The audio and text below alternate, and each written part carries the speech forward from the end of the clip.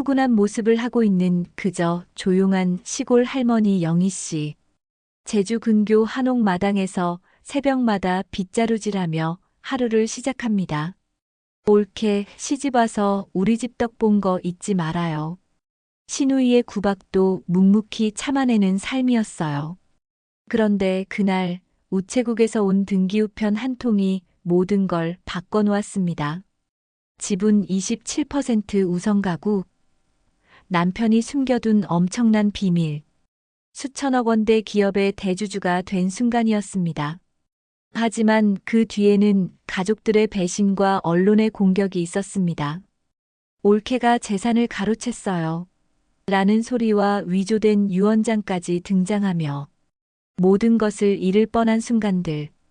과연 영희 할머니는 어떻게 이 모든 시련을 이겨낼까요?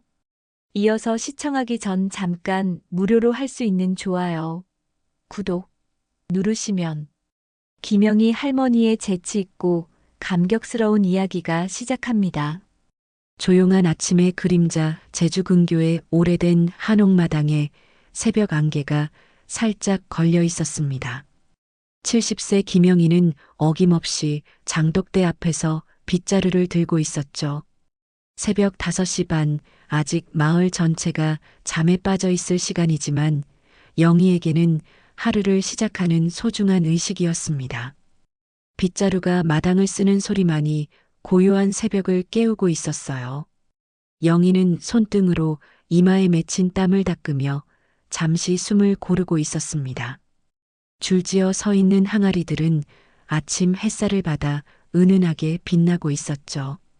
남편이 살아있을 때부터 지켜온 이 한옥, 이 마당, 이 모든 것들이 이제는 영희 혼자만의 몫이 되어 있었습니다. 올케, 또 이렇게 일찍 일어났어요? 마당 한편에서 들려오는 목소리에 영희는 고개를 돌렸어요. 60대 시누이 김미숙이 잠옷 차림으로 나와 있었습니다. 미숙의 표정에는 늘 그랬듯 심술과 불만이 가득했죠. 응, 이게 습관이 된 거지 뭐. 영희는 담담하게 대답했습니다. 사실 잠이 오지 않아서 일찍 일어나는 것이었지만 굳이 그런 내색을 할 필요는 없었어요. 미숙이 찬찬히 마당을 둘러보더니 혀를 찼습니다. 아니 올게. 나이가 70인데 아직도 그런 일을 하고 있어요? 이제 좀 편하게 지내시지. 영희는 속으로 쓴웃음을 지었어요. 편히 지내라고 하면서도 집안일은 모두 영희의 몫으로 여기는 미숙의 가식적이고 모순된 태도를 너무 잘 알고 있었습니다. 남편이 떠난 지 벌써 3년이 흘렀지만 시댁에서의 영희의 위치는 여전히 애매했습니다. 올케, 그런데 말이에요. 미숙이 조심스럽게 운을 뗐어요. 우리 아버지가 세우신 가구 공장 말이에요. 요즘 어떻게 돌아가고 있는지 아세요? 영희는 빗자루를 멈추고 미숙을 바라봤습니다. 가구 공장이라고 하지만 사실 남편이 세운 작은 조립식 가구 제작소였어요. 남편이 돌아가신 후로는 이름뿐인 상태였죠. 몇 명의 직원들이 간간히 주문을 받아 작업을 하고 있지만 큰 수익이 나는 건 아니었습니다. 글쎄, 김 사장이 알아서 하고 있을 텐데. 영희는 대충 얼버무렸어요. 사실 공장 운영에 대해서는 잘 모르는 것이 맞았습니다. 남편이 살아있을 때도 영희는 집안일에만 전념했거든요.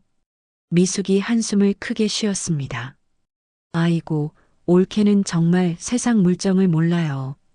시집 와서 우리 집 떡 본 거 잊지 말아요. 이제라도 공장 일에 신경을 써야 할 것 아닌가 싶은데요. 영희의 손은 빗자루를 더 세게 쥐고 있었어요. 시집 와서 덕을 봤다는 말, 귀가 빠지게 들었던 터라 정말 듣기 싫은 소리였습니다.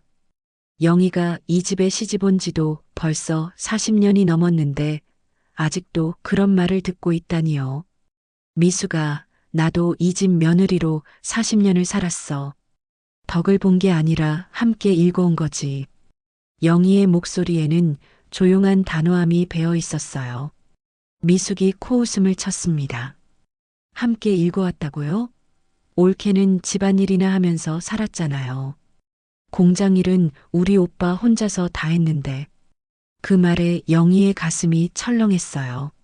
남편을 그리워하는 마음과 동시에 자신의 존재가 이렇게 작게 여겨진다는 사실이 마음을 아프게 했죠. 영희는 말없이 다시 마당을 쓸기 시작했습니다. 미숙이 영희의 모습을 보더니 만족스러운 듯 고개를 끄덕였어요. 그래요, 올케. 앞으로도 집안일 잘 부탁해요. 나는 공장 일로 바쁘니까. 영희는 대답하지 않았습니다. 빗자루질만이 새벽의 정적을 깨우고 있었죠. 한옥의 처마 끝에 매달린 풍경이 살랑대는 바람에 살며시 울렸어요. 평화로운 아침이었지만 영희의 마음 깊은 곳에는 켜켜이 쌓인 서러움이 무겁게 자리하고 있었습니다. 마당 한 구석에 심어둔 감나무에 까치 한 마리가 앉아 영희를 바라보고 있었어요. 영희는 잠시 손을 멈추고 까치를 올려다봤습니다. 까치가 울면 반가운 소식이 온다라고 했던 말이 문득 떠올랐죠. 지금은 그런 반가운 소식 따위는 기대하지 않습니다. 그저 하루하루를 견디며 살아가는 것만으로도 충분했습니다. 영희는 다시 빗자루를 들고 마당 구석구석을 정성스럽게 쓸어 나갔어요. 이것이 영희만의 작은 위안이었고 하루를 시작하는 의식이었습니다. 오후 2시쯤 영희는 부엌에서 저녁 준비를 하고 있었습니다. 무청을 다듬으면서 창밖을 내다보니 우체부가 자전거를 타고 마당으로 들어오고 있었어요. 영희는 손을 앞치마에 닫고 밖으로 나갔죠. 김영희님 맞으시죠? 젊은 우체부가 땀을 닦으며 물었습니다. 네, 맞습니다. 영희가 고개를 끄덕이자 우체부는 두꺼운 등기우편을 내밀었어요. 등기우편이에요. 여기 도장 찍어주세요. 영희는 서명을 하고 등기우편을 받았습니다. 발송인을 보니 우성가구 주식회사라고 적혀 있었어요. 처음 들어보는 회사 이름이었죠. 영희는 고개를 갸웃거리며 봉투를 뜯어봤습니다. 지분 정산 안내서라는 제목이 큼지막하게 적혀 있었어요. 영희는 안경을 쓰고 천천히 읽어보기 시작했습니다. 하지만 복잡한 법률 용어들과 숫자들이 가득해서 무슨 말인지 쉽게 이해가 되지 않았어요.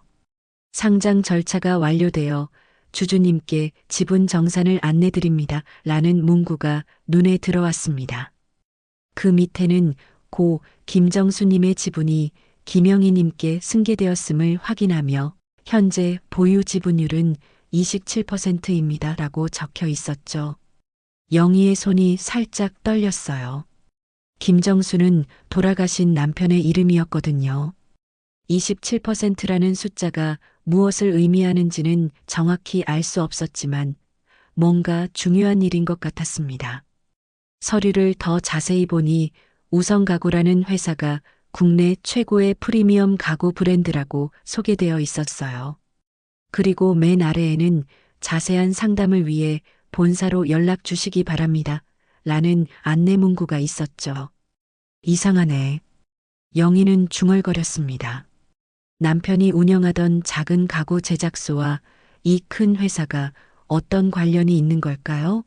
서류를 들고 안방으로 들어갔어요. 남편의 책상 서랍을 열어보니 오래된 서류들이 정리되어 있었습니다. 평소에는 들여다보지 않던 서랍이었는데 오늘따라 뭔가 중요한 단서가 있을 것 같았어요. 서랍 깊숙한 곳에서 낡은 파일 하나를 발견했습니다. 우성가구 설립 관련 서류라고 손글씨로 적혀 있었어요. 영희는 파일을 열어봤습니다. 30년 전 작성된 회사 정관과 주주 명부가 들어 있었죠. 어머나. 영희는 깜짝 놀랐습니다. 주주 명부에 남편 김정수의 이름이 창립 멤버로 기록되어 있었거든요. 그것도 상당한 지분을 가진 공동 창업자로 말이에요. 영희는 천천히 서류들을 읽어봤습니다. 남편이 친구들과 함께 작은 가구 제작소를 시작했는데 그것이 지금의 우성 가구로 성장한 것 같았습니다. 하지만 남편은 평생 그런 이야기를 한 번도 하지 않았으니 모를 수밖에 없어죠. 왜 말을 안 했을까? 영희는 의아했습니다. 남편은 늘 겸손한 사람이었지만 이런 중요한 일을 아내에게도 말하지 않을 이유가 있었을까요? 서류 맨 뒤쪽에서 남편의 손 편지를 발견했어요. 영희야, 내가 먼저 가게 되면 이 서류들을 꼭 확인해 봐. 우리 미래를 위해 남겨둔 작은 선물이야 라고 적혀 있었습니다. 영희의 눈가가 촉촉해졌어요. 남편이 자신을 위해 이런 준비를 해뒀다니 고마우면서도 그동안 몰랐던 자신이 미안했습니다. 그때 미숙이 방으로 들어왔어요. 옳게, 뭘 그렇게 열심히 보고 있어요? 아, 이게. 영희는 서류를 보여주며 설명했습니다. 오빠가 옛날에 친구들과 시작한 회사가 지금 큰 회사가 됐나 봐요. 미숙이 서류를 빼앗듯 받아봤어요. 어머, 이게 뭐예요? 27%라고? 이게 정말이에요?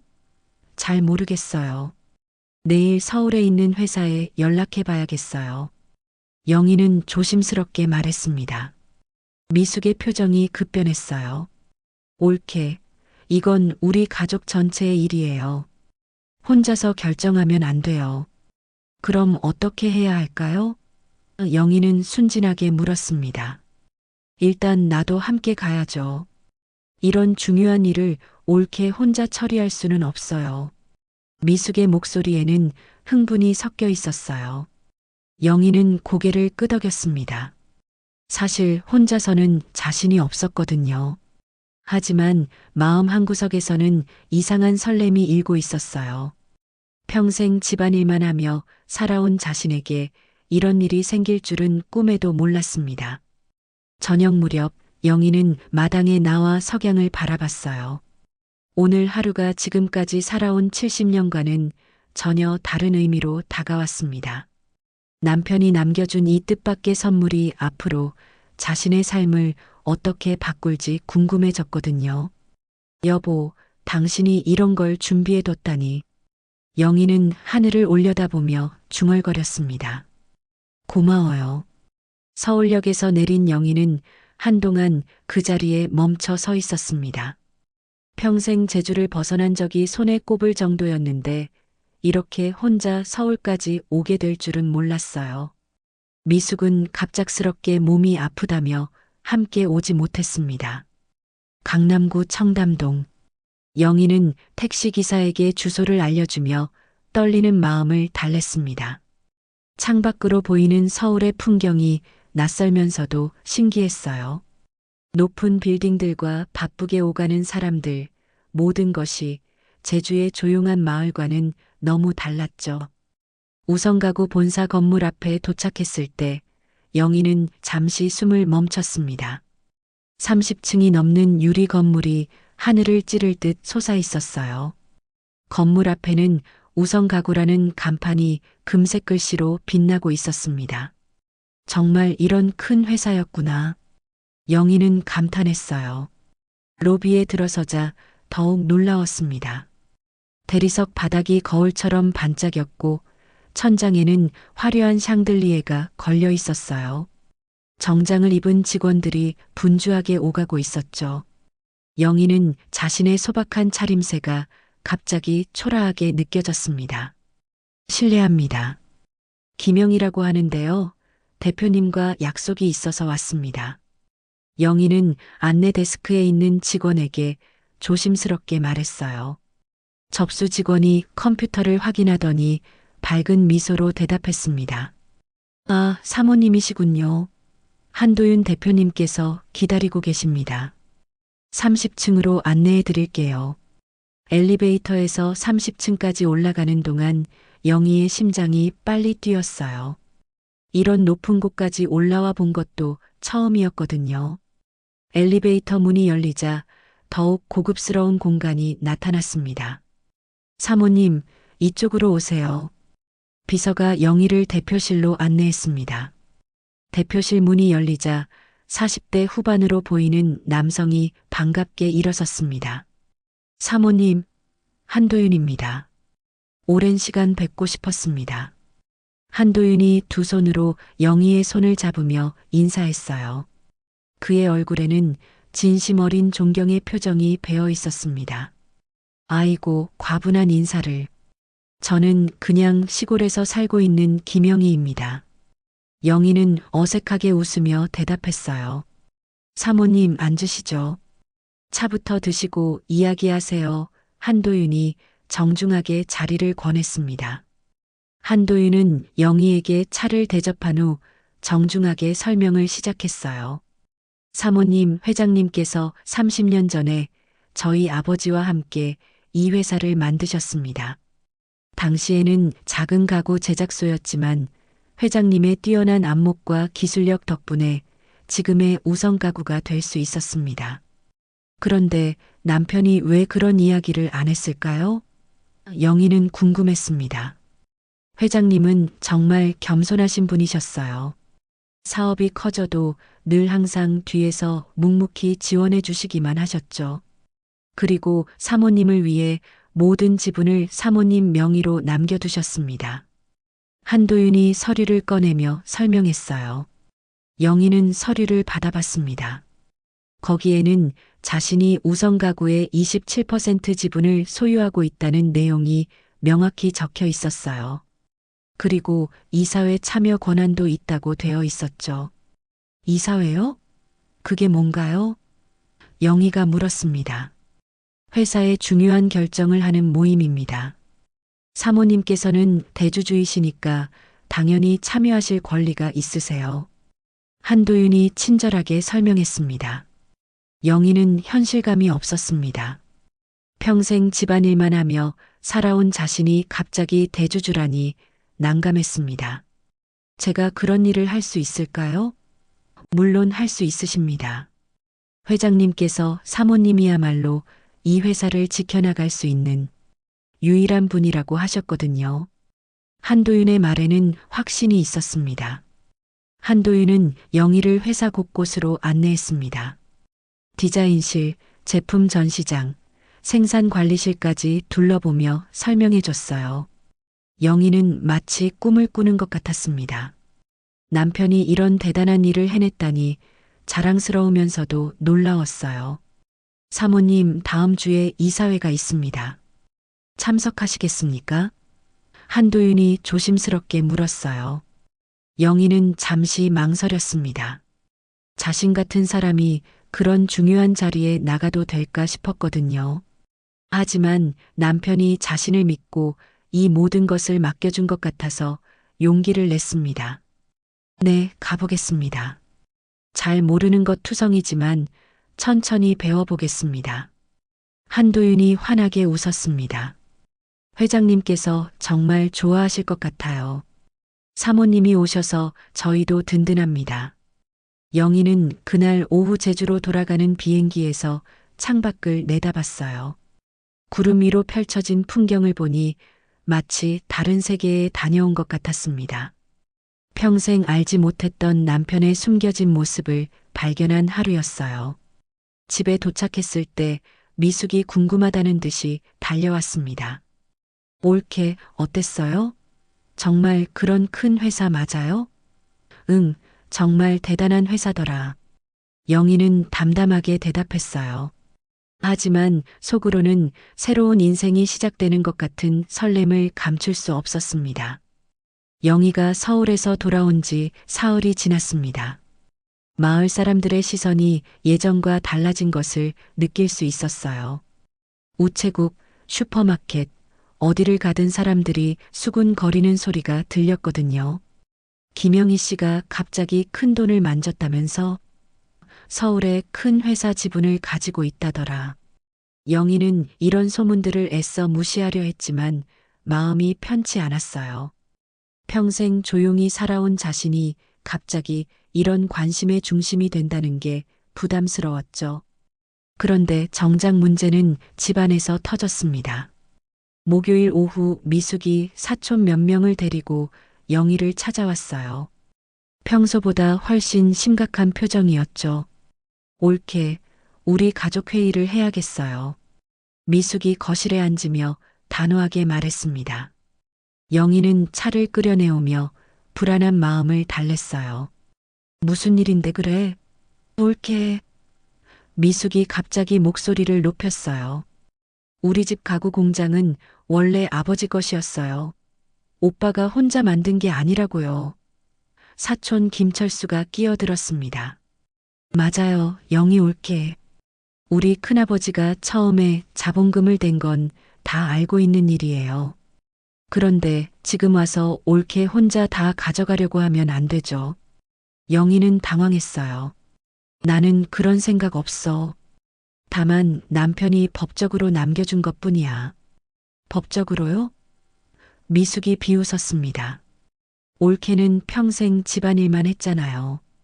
회사 일에 대해서 뭘 알아요? 이런 큰 일은 가족들이 함께 결정해야 해요. 또 다른 사촌 김영수가 나섰어요.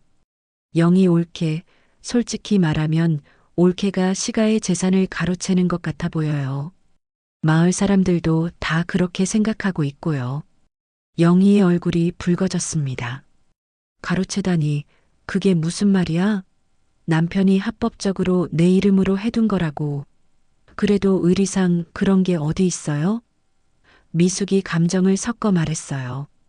우리 오빠가 평생 고생해서 만든 회사인데 올케 혼자 독차지하려고 하면 안 되죠. 영희는 답답했어요. 자신은 아무것도 원한 적이 없었는데 왜 이런 말들을 들어야 하는지 이해할 수 없었거든요. 그럼 어떻게 하자는 거야? 영희가 조심스럽게 물었습니다. 철수가 준비한 듯 서류를 꺼냈어요. 올케, 이걸 보세요. 지분을 가족들이 나눠 가지는 게 맞다고 생각해요. 올케는 30%, 미숙 고모는 25%, 우리들도 각각 일정 비율씩 가져야죠. 영희는 서류를 받아봤지만 복잡한 내용들이 이해되지 않았어요. 이런 건 내가 잘 모르겠어. 회사에서 설명해 준 것과는 다른 것 같은데. 올케가 뭘 알아요? 미숙이 소리를 질렀습니다. 평생 집안일만 하고 살면서 갑자기 사업가라도 된 줄 알아요? 그 말에 영희의 참을성이 한계에 달했어요. 미숙아, 나도 이 집에서 40년을 살았어. 내 오빠와 함께 이 가정을 지켜온 사람이라고. 함께 지켜왔다고요? 영수가 조롱하듯 말했어요. 올케는 그냥 얻어먹고 산 거 아니에요? 이제 와서 주인 행세하려고 하니까 우스운 거죠. 영희의 눈에 눈물이 고였어요. 하지만 울음을 참으며 조용히 말했습니다. 법대로 합시다. 남편의 뜻이 여기 있어요. 영희는 서울에서 가져온 정식 상속 서류를 꺼내 보여줬어요. 거기에는 분명히 모든 지분이 김영희에게 상속된다고 명시되어 있었죠. 미숙이 서류를 빼앗듯 받아보더니 얼굴이 일그러졌습니다. 이런 서류가 뭐가 중요해요? 가족의 정을 생각해야죠. 정유 영희가 쓴웃음을 지었어요. 그럼 지금까지 나를 대하던 게 정이었어? 올케, 이 일이 마을에 소문나면 올케 입장만 나빠져요.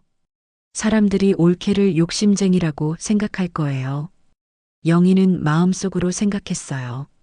가족을 잃고 돈만 남는다면 이게 옳은 일일까? 하지만 동시에 남편이 왜 자신에게만 이 모든 것을 맡겼는지도 생각해 봤죠. 나는 남편이 정한 대로 할 거야. 영희가 단호하게 말했습니다. 법이 보장하는 권리니까 당당하게 행사할 거고. 미숙이 벌떡 일어섰어요. 좋아요. 그럼 우리도 가만히 있지 않을 거예요. 올케 혼자서 다 해결할 수 있나 두고 보겠어요. 사촌들이 모두 나가고 나서 영희는 혼자 거실에 앉아 있었어요. 집이 갑자기 텅 빈 것처럼 조용했습니다. 창밖으로 저녁 노을이 지고 있었지만 영희의 마음은 먹구름으로 가득했어요. 여보, 이게 당신이 원한 일은 아니지? 영희는 남편의 사진을 바라보며 중얼거렸습니다. 그날 밤 영희는 잠을 이루지 못했어요. 평생 평화롭게 살아온 자신의 삶이 하루아침에 전쟁터가 된 것 같았거든요. 하지만 마음 한구석에서는 이상한 힘이 솟아나고 있었습니다. 더 이상 누구에게도 주눅 들지 않겠다는 의지였어요. 일주일이 지난 후 영희의 평화로운 일상은 완전히 무너졌습니다. 아침 일찍 마을 슈퍼마켓에 갔는데 사람들이 영희를 보는 시선이 예사롭지 않았어요. 어머, 김영희 씨네. 저 사람이 그 유명한. 속삭이는 소리들이 영희의 귀에 들려왔습니다. 영희는 급히 필요한 것만 사고 집으로 돌아왔어요. 대체 무슨 일인지 알 수 없었거든요. 집에 도착하자마자 전화가 울렸습니다. 서울에 있는 한도윤 대표였어요. 그의 목소리가 평소와 달리 심각했죠. 사모님, 큰일이 생겼습니다. 인터넷 뉴스를 보셨나요? 한도윤의 말에 영희는 당황했어요. 인터넷 뉴스요? 저는 그런 걸 어떻게 보나요? 영희는 컴퓨터나 스마트폰을 제대로 다룰 줄 몰랐거든요. 사모님, 지금 당장 마을 누군가에게 부탁해서라도 보셔야 합니다. 신우이 분께서 언론에 엄청난 내용을 흘린 것 같아요.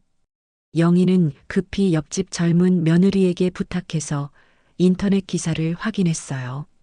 제목을 보는 순간 영희의 얼굴이 새하얗게 변했습니다. 우성가구 창업주 진짜 상속자는 장남, 며느리는 대리인일 뿐 기사 내용은 더욱 충격적이었어요. 미숙이 기자들에게 제공한 자료에는 영희가 시가의 재산을 불법적으로 가로챘다는 내용이 담겨 있었습니다. 심지어 가짜 유언장까지 첨부되어 있었어요. 실제 상속자는 김정수 씨의 장남이며 며느리 김영희 씨는 단순한 대리인 역할을 해야 한다는 것이 가족들의 주장입니다. 영희는 손이 덜덜 떨렸어요. 이게 다 거짓말이에요. 저런 유언장 같은 건 본 적도 없어요. 하지만 이미 기사는 여러 포털 사이트에 퍼져나가고 있었습니다. 댓글들도 대부분 영희에게 불리한 내용들이었어요. 시집살이 하면서 재산만 노린 게 분명하다. 나이 70의 욕심이 그렇게 많나. 며느리 주제에 건방지다. 영희는 기사를 다 읽지도 못하고 집으로 돌아왔어요. 그런데 집 앞에 낯선 차들이 서 있었습니다. 기자들이었어요. 김영희 씨, 시댁 재산 상속에 대해 한 말씀 부탁드립니다. 가족들과 법정 다툼을 할 생각이신가요? 영희는 기자들의 질문 공세에 아무 대답도 할 수 없었어요. 그저 고개를 숙이고 집 안으로 들어갈 뿐이었죠. 그날 오후 한도윤이 제주까지 날아왔습니다. 영희의 집에 도착한 그의 표정이 심각했어요. 사모님, 이사회에서 긴급 회의를 열기로 했습니다. 일부 임원들이 사모님 회의만을 상정하겠다고 나선 상황이에요. 회의만이요? 영희는 무슨 말인지도 이해하기 어려웠어요.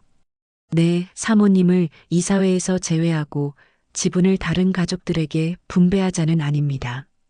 물론 법적으로는 말이 안 되는 주장이지만 여론이 좋지 않으니까 그런 시도를 하는 것 같아요. 영희는 절망감이 밀려왔어요. 제가 뭘 잘못했다고 이런 일이 생기는 건가요? 사모님은 아무 잘못이 없으세요. 다만 준비되지 않은 상태에서 갑자기 이런 상황이 되다 보니 어려움이 생긴 거죠. 그때 미숙이 사촌들과 함께 나타났어요. 평소와 달리 당당한 표정이었습니다. 옳게, 이제 그만 포기하세요. 온 나라 사람들이 다 알게 됐잖아요. 미숙이 승리한 듯 말했어요. 미숙아, 왜 이런 일을 했어? 영희의 목소리가 떨렸습니다. 올케가 욕심을 부리니까 이런 일이 생긴 거예요. 처음부터 가족들과 나누어 가졌으면 이런 일 없었을 텐데. 철수가 거들었어요. 형수님, 이제라도 늦지 않았어요. 지분을 우리들에게 양도하면 모든 게 조용히 끝날 거예요. 영희는 한도윤을 바라봤어요. 한도윤이 조용히 고개를 저었습니다. 양도할 필요가 없다는 뜻이었죠. 안 돼요. 영희가 작지만 단호하게 말했어요. 남편이 내게 맡긴 거예요. 함부로 포기할 수 없어요. 미숙이 화를 냈습니다. 그럼 끝까지 가보자고요. 우리도 변호사를 선임할 거예요. 그날 밤 영희는 텅 빈 집에서 혼자 앉아 있었어요. 밤늦은 시간이었지만 잠이 오지 않았습니다. 창밖에는 기자들의 차량이 아직도 서 있었어요. 내가 이 싸움을 감당할 수 있을까? 돈이 아닌 진심으로 버틸 수 있을까? 영희는 자신에게 물어봤어요. 남편의 사진을 바라보며 영희는 생각했습니다. 여보, 당신이 나에게 이런 시련을 주려고 했던 건 아니지? 그럼 왜 이런 일들이 생기는 거예요? 하지만 사진 속 남편은 여전히 따뜻한 미소만 짓고 있을 뿐이었어요. 영희는 깊은 한숨을 내쉬며 내일을 기약했습니다. 아직 포기할 때가 아니라는 생각이 들었거든요. 영희는 며칠째 집 밖으로 나가지 못하고 있었습니다.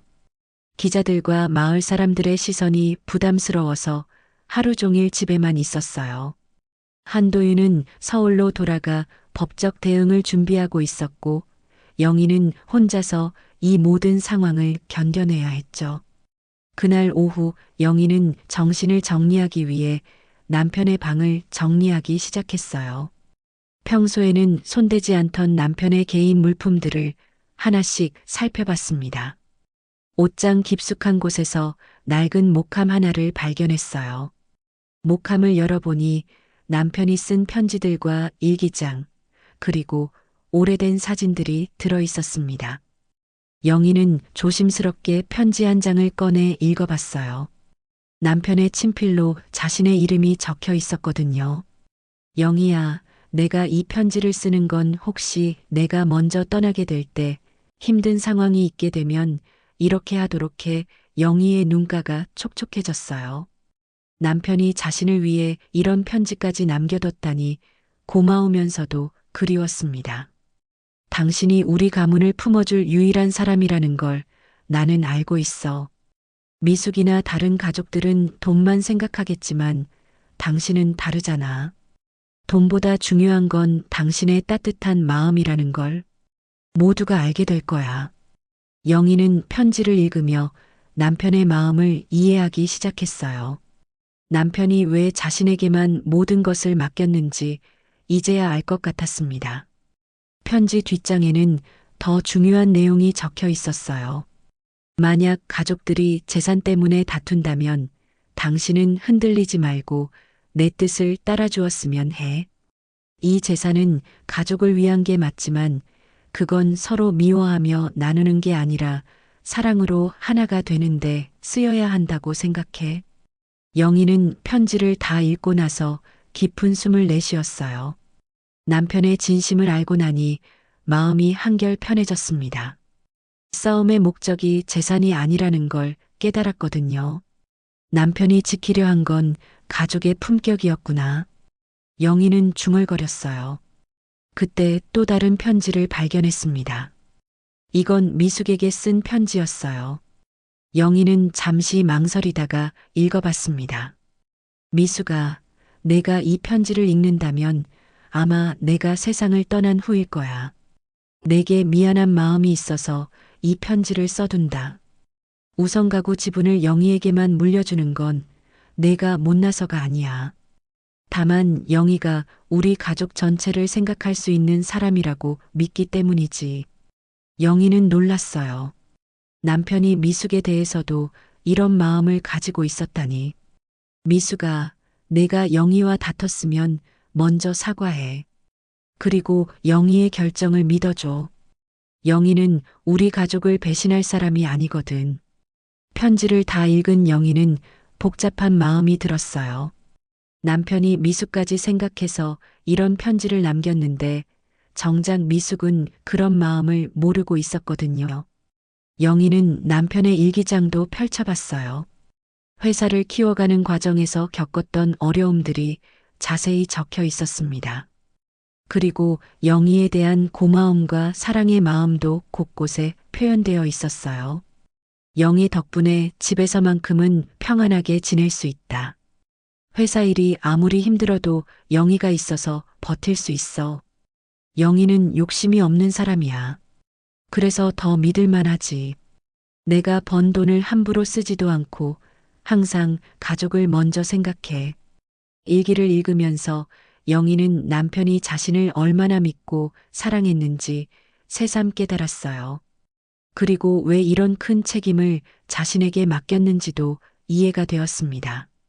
영희는 더 이상 두려워하지 않았어요. 남편의 마음을 알고 나니 자신이 해야 할 일이 무엇인지 명확해졌거든요. 재산을 지키는 것도 중요하지만 더 중요한 건 가족들이 서로 미워하지 않게 하는 것이었어요. 그날 저녁 영희는 한도윤에게 전화를 걸었습니다. 도윤 씨, 내일 이사회에 참석하겠어요. 그리고 제대로 말해볼게요. 사모님, 재판 준비는 하고 계신가요? 상대방도 만만치 않을 것 같은데요. 괜찮아요. 이제 남편의 진짜 뜻을 알았거든요. 영희의 목소리에는 전에 없던 확신이 담겨 있었어요. 밤늦게 영희는 마당에 나와 별을 올려다봤어요. 남편이 남긴 편지들을 다시 한번 가슴에 품고 있었습니다. 내일부터는 정말로 새로운 삶이 시작될 것 같았어요. 여보, 이제 당신 뜻대로 해볼게요. 가족들이 서로 사랑할 수 있도록 말이에요. 영희는 하늘을 향해 조용히 말했습니다. 차가운 밤바람이 불어왔지만 영희의 마음은 따뜻했어요. 남편의 사랑과 믿음이 영희에게 새로운 힘을 주고 있었거든요. 서울중앙지방법원 대법정에는 긴장감이 감돌고 있었습니다. 영희는 검은색 정장을 입고 변호사 옆에 앉아 있었어요. 맞은편에는 미숙과 사촌들이 자신들의 변호사와 함께 자리하고 있었죠. 이제 시작하겠습니다. 판사가 엄숙하게 말했어요. 영희는 떨리는 마음을 진정시키며 주변을 둘러봤습니다.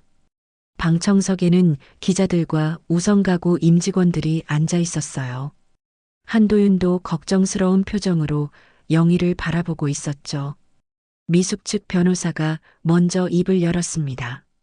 재판장님, 피고 김영희는 고인의 진정한 뜻을 왜곡하여 재산을 독차지하려 하고 있습니다.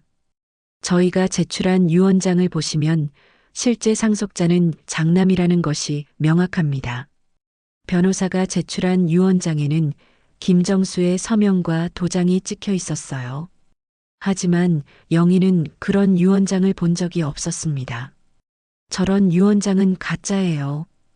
영희가 자리에서 일어서려 하자 자신의 변호사가 말렸어요.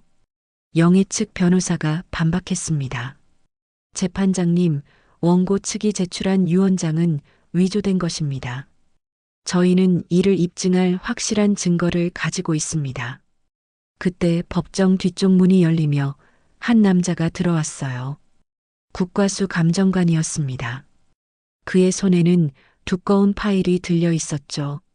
재판장님, 지문 감식 결과가 나왔습니다. 감정관이 증언대에 섰어요. 법정이 조용해졌습니다. 모든 사람의 시선이 감정관에게 집중되었어요.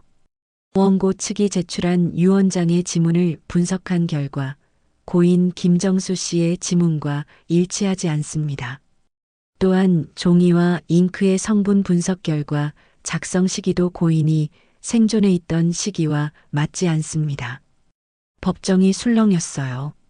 미숙의 얼굴이 새하얗게 변했습니다. 영희 측 변호사가 추가로 서류를 제출했어요.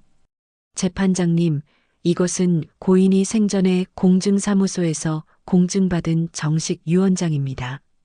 여기에는 모든 재산을 부인 김영희에게 상속한다는 내용이 명확히 기재되어 있습니다. 공증된 유언장이 제출되자 미숙 측 변호사는 할 말을 잃었어요. 공증 유언장은 법적으로 가장 강력한 효력을 가지고 있었거든요. 판사가 서류를 검토한 후 엄숙하게 말했습니다. 김영애 씨가 유일한 합법 상속인임을 인정합니다. 원고 측이 제출한 유언장은 위조된 것으로 판명되었으므로 이 재판에서 원고 패소를 선고합니다. 판사의 선고가 떨어지자 법정이 웅성거렸어요. 기자들이 카메라 셔터를 눌러댔고 방청석에서는 탄식 소리가 들려왔죠. 미숙이 갑자기 자리에서 일어나 무릎을 꿇고 울부짖었어요. 언니, 언니, 미안해요. 내가 잘못했어요. 영희는 놀라서 미숙을 바라봤어요. 평생 자신을 무시하고 업신여겼던 미숙이 자신에게 무릎을 꿇고 있는 모습이 믿어지지 않았거든요. 언니, 내가 욕심이 앞섰어요. 오빠가 돈을 많이 벌었다는 소리를 듣고 정신이 없었어요. 미숙의 목소리는 울음으로 떨리고 있었어요. 영희는 천천히 미숙에게 다가가 미숙을 일으켜 세웠습니다. 미숙아, 일어나. 우리가 이런 일로 무릎 꿇을 사이가 아니잖아. 언니가 나를 용서할 수 있어요? 나 때문에 언니가 얼마나 힘들었는데. 미숙이 계속 울었어요. 영희는 미숙의 손을 잡고 조용히 말했습니다. 미숙아, 남편이 편지를 남겼어. 너에게도 쓴 편지가 있었어. 오빠가 나한테? 미숙이 눈물을 닦으며 물었어요. 응, 오빠는 내가 나와 잘 지내기를 바라고 있었어. 우리가 서로 미워하지 않기를 원했다고. 영희의 목소리는 따뜻했어요. 철수와 영수도 다가와 영희에게 고개를 숙였습니다. 저희도 잘못했어요. 욕심 때문에 가족을 엉망으로 만들려 했네요. 영희는 사촌들도 따뜻하게 받아주었어요. 우린 결국 한 가족이잖아. 이제 그만 돌아가자. 법정을 나오면서 영희는 기자들에게 간단히 말했어요. 저는 이 재산을 혼자 쓰려고 하지 않습니다. 남편의 뜻대로 가족 모두가 함께할 수 있는 방법을 찾을 거예요. 한도윤이 영희에게 다가와 말했어요. 사모님, 정말 대단하세요. 이런 어려운 상황을 이렇게 지혜롭게 풀어내시다니. 도윤 씨도 고생 많았어요. 이제 진짜 일을 시작해봐야겠어요. 영희는 환하게 웃었습니다. 그날 저녁 제주로 돌아가는 비행기에서 영희는 창밖을 내다봤어요. 구름 사이로 보이는 별들이 남편이 자신을 축복해주는 것 같았습니다. 미숙이 영희 옆자리에 앉아 말했어요. 언니, 앞으로는 정말 언니를 도울게요. 오빠가 언니를 믿은 이유를 이제야 알겠어요. 영희는 미숙의 손을 잡았어요. 우리 이제부터 진짜 가족처럼 살아보자. 비행기가 제주 상공을 날아가며 영희는 새로운 시작을 다짐했습니다. 이제 정말로 남편의 뜻을 실현할 때가 온 것 같았어요. 3개월 후 우성가구 본사 30층 대회의실은 박수 소리로 가득 찼습니다. 영희는 회장직 취임식에서 단상에 서 있었어요. 정장을 말끔히 차려입은 영희의 모습에서는 더 이상 수줍음을 찾아볼 수 없었습니다. 김영희 회장님 취임을 진심으로 축하드립니다. 한도윤이 박수를 치며 말했습니다. 임직원들과 이사진이 모두 일어서서 박수를 쳤습니다. 영희는 인사를 이어갔어요. 고맙습니다. 제가 이런 자리에 서게 될 줄은 꿈에도 몰랐습니다. 하지만 남편이 저를 믿어주었듯이 여러분도 저를 믿고 따라주시리라 믿고 있습니다. 영희는 준비한 원고를 접고 진심을 담아 말했습니다. 저는 오늘 여러분께 특별한 제안을 하려고 합니다. 회의실이 조용해졌어요. 모든 사람이 영희의 다음 말을 기다리고 있었죠. 영희는 서류를 꺼내 보여주었습니다. 이건 제가 준비한 장학재단 설립안이에요. 우성가구의 수익 일부를 어려운 학생들을 위해 쓰려고 합니다. 장학재단이요? 한도윤이 놀라며 물었어요. 네, 그리고 이 재단은 저 혼자 운영하는 게 아니라 가족들이 함께 참여할 거예요. 영희가 회의실 뒤쪽을 바라보자 미숙과 사촌들이 들어오고 있었어요. 미숙이 영희에게 다가와 마이크를 잡았습니다. 여러분, 저는 김영희 회장님의 시누이 김미숙입니다. 몇 달 전 제가 언니에게 상처를 드린 일이 있었어요. 오늘 이 자리에서 공식적으로 사과드리고 싶어요. 미숙이 영희에게 고개를 숙였어요. 언니, 그동안 정말 미안했어요. 앞으로는 언니를 실망시키지 않을게요. 영희는 미숙을 따뜻하게 안아주었어요. 미숙아, 이제 다 지난 일이야. 우리 함께 좋은 일 해보자. 한도윤이 감동받은 표정으로 말했어요. 회장님, 정말 훌륭한 결정이세요.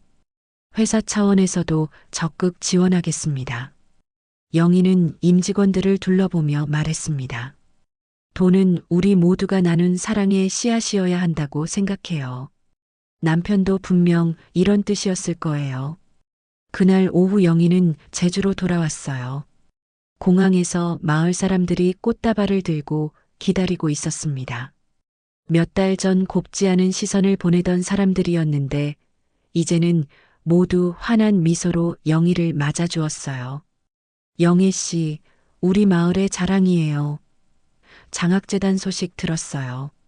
정말 훌륭한 일이에요. 영희는 마을 사람들에게 인사하며 집으로 향했습니다. 한옥마당에는 미숙이 미리 와서 청소를 해두었어요. 언니, 집이 너무 깨끗해졌죠? 제가 정성껏 치워뒀어요. 미숙이 자랑스럽게 말했어요. 고마워, 미숙아. 이제 우리 서로의 하녀도 주인도 아니야. 그냥 가족이야. 영희가 미숙의 손을 잡으며 말했어요. 언니 말이 맞아요. 앞으로는 정말 가족답게 지내요. 미숙의 눈가에 눈물이 맺혔어요. 저녁 무렵 영희는 홀로 마당에 나와 장독대 앞에 섰어요. 예전처럼 빗자루를 들고 마당을 쓸기 시작했습니다. 하지만 이제는 의무감 때문이 아니라 마음의 평화를 위해서였어요. 노을이 한옥 지붕 위로 내려앉았습니다. 주황빛 하늘이 온 마당을 따뜻하게 물들이고 있었어요. 영희는 빗자루를 멈추고 하늘을 올려다봤습니다. 여보, 보고 있죠? 영희가 조용히 말했어요. 당신이 원한 대로 다 됐어요. 이제야 진짜 집이 된 것 같아요. 마당 한 구석의 감나무에서 까치가 울었어요. 예전에 남편이 했던 말이 떠올랐습니다. 까치가 울면 반가운 소식이 온다고. 영희는 미소 지었어요.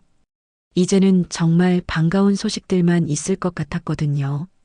미숙이 부엌에서 나와 영희에게 따뜻한 차를 건네주었어요. 언니, 차 한잔 하세요. 고마워. 영희는 차를 받았습니다. 기고 두 사람은 마당에 앉아 차를 마시며 노을을 바라봤습니다. 오랜만에 느끼는 평화로운 시간이었어요. 언니, 내일부터 장학재단 일 어떻게 시작할까요? 미숙이 물었어요. 천천히 해보자. 급할 것 없어. 정성스럽게 하나씩 해나가면 돼. 영희의 목소리에는 여유가 있었어요. 그날 밤 영희는 남편의 사진 앞에 앉아 감사 인사를 드렸어요. 여보, 당신이 저에게 준 선물이 이런 거였군요. 돈이 아니라 가족의 사랑을 되찾는 것 말이에요. 창밖에서 제주의 밤바람이 살랑하게 불어왔어요. 한옥의 처마에서 풍경이 은은하게 울렸습니다. 영희는 깊은 잠에 빠져들었어요. 평생 중에서 가장 편안한 잠이었습니다. 새벽이 밝아오자 영희는 또다시 마당에 나와 하루를 시작했어요. 하지만 이제는 혼자가 아니었습니다. 미숙도 함께 나와서 마당 한편을 치우고 있었어요. 언니, 오늘도 좋은 하루 되세요. 미숙이 밝게 인사했어요. 미숙이 너도. 영희가 환하게 웃으며 대답했어요. 새로운 아침이 시작되었습니다. 70세의 김영희에게는 인생의 새로운 장이 열린 것이었어요. 사랑과 용서, 그리고 가족의 진정한 의미를 깨달은 아름다운 새 출발의 아침. 두 사람의 미소가 그려지시나요? 영희 씨와 미숙 씨가 남은 인생 서로 의지하며 행복하길 응원하신다면 무료로 할 수 있는 좋아요, 구독 꼭 눌러주세요. 그리고 댓글로 여러분들이 듣고 싶은 이야기도 남겨주세요. 더 좋은 영상 제작하여 감동 전해드리도록 하겠습니다. 늘 힘이 되어주신 여러분. 언제나 함께 해주신 여러분, 오늘도 진심으로 감사드립니다. 아프지 마세요.